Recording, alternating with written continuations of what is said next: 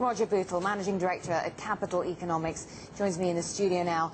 And I know that you're staying throughout the show, and so we want to discuss a number of issues with you, but I want to start with recent developments in Brussels overnight. Does it bring us any closer to a solution to the debt crisis? Well, I'm pretty unimpressed, really. I think what they've done is they've agreed to come to an agreement without telling us really what the details of that agreement actually are.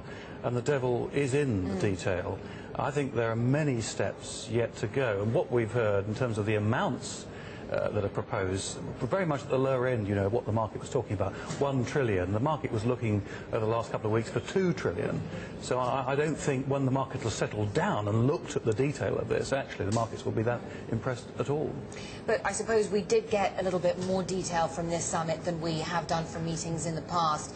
You mentioned the Eurozone bailout fund, but we also got some more clarity on the write-downs, the losses that private investors will take on Greek debt, some 50%. Is that a good thing in your view? Well, I don't think it really addresses the fundamental issues. I mean, for a start, there's a big question, I think, about the sustainability of Greek public finances. What this tells us is that the aim is to get Greek public debt to GDP ratio down to 120% by 2020, as though that's a good figure. I mean, I don't understand quite how the arithmetic works out, but more important is 120% is a very dangerous figure. That's the aim, to get it at that point by 2020. So in your view, 120% debt to GDP isn't sustainable? I think it's still extremely dangerous, and all these figures are based on favourable assumptions about how the economy is going to behave. Meanwhile, the documents that I've read are still banging on about the need for all countries to consolidate their budgets, and actually I think that's the exact opposite of what needs to be done in core countries like Germany. Rather than cutting back, they should be obliged to spend more. And Roger, we were just speaking a little bit about the reaction that we've seen in the markets just to events in Brussels overnight. And, you know, there are some people saying, you know, we seem to be hearing two different views right now. Some saying that we might have sort of broken this cycle of anticipation and optimism in the run-up to a meeting, and then the disappointment that they didn't deliver. And you're actually saying, well, they're a little bit over-optimistic right now because we're completely thin on the ground when it comes to detail, and the gains that we're seeing today are just not justified. Yeah, I think you could well find the markets start to get a lot more anxious when they realise how little has actually been hammered out and how weak the position of Greece continues to be. Moreover, the key point, I think, which is being lost in all this, is what Europe needs is growth. It needs economic growth. And yet at the centre of the Eurozone, particularly in Germany, you have people banging on all the time about fiscal austerity, the need to cut back. Now that's part of the solution for some of these countries, but it can't be the solution for everybody. You cannot get to prosperity by stopping spending. In order to get a recovery, someone's got to spend some more.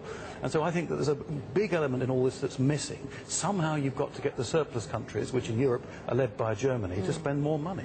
But I suppose the fear is, you're speaking about the trouble with the markets, the title of your book, and I suppose part of the fear is that you do need to have some sort of fiscal consolidation and reform for countries like Spain and Italy to maintain their credibility in bond markets. Well, as far as those countries are concerned, yes, there has to be some sort of cutback on the government budget deficit, but that alone will not be enough. The numbers are absolutely enormous.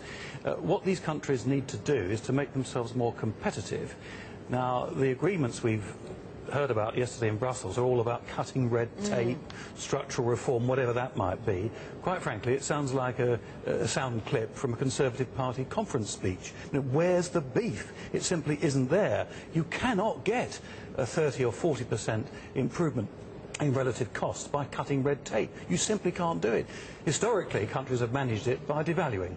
And that is precisely what I think needs to happen. They need to leave the euro. They need to leave the euro, yeah. But then the ramifications of that, according to some people, according to some analysts, economists, would be potentially catastrophic. Well, I think they're wrong. Historically, lots of countries have managed to overcome a debt problem, by a combination of default and depreciation. We've seen the first half. It's not going to be called that, of course, for Greece, but it is that. It's a default. But it needs the second part.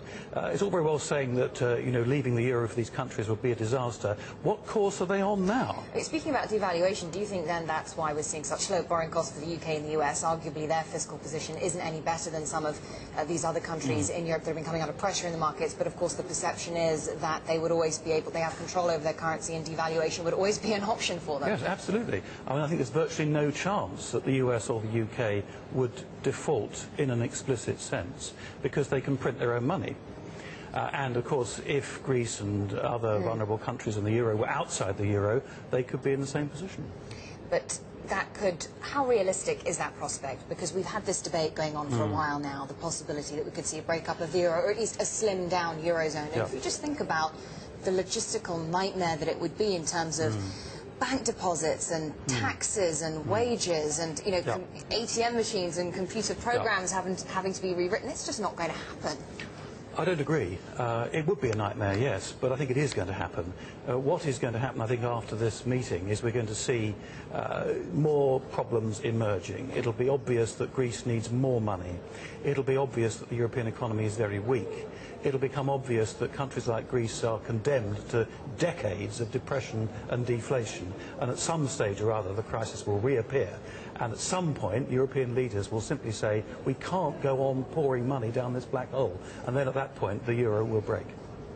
Mr. Roger Bootle, thank you very much. Always good to get your thoughts, your analysis. Capital Economics.